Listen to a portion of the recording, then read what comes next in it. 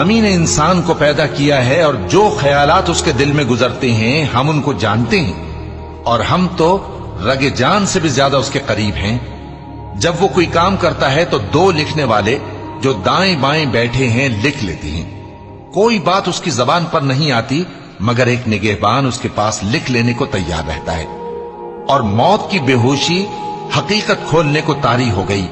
اے انسان، یہی وہ حالت ہے جس سے تو بھاگتا تھا، اور سور پھونکا جائے گا، یہی عذاب کی دھمکی کا دن ہے۔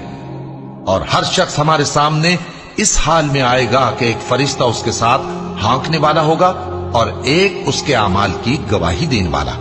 یہ وہ دن ہے کہ اس سے تو غافل ہو رہا تھا، اب ہم نے تجھ پر سے پردہ اٹھا دیا تو آج تیری نگاہ تیز ہے۔ اور اس کا ہم نشیں فرشتہ کہے گا کہ یہ اعمال نامہ میرے پاس تیار ہے۔ حکم ہوگا کہ ہر سرکش ناشکرے کو دوزخ میں ڈال دو۔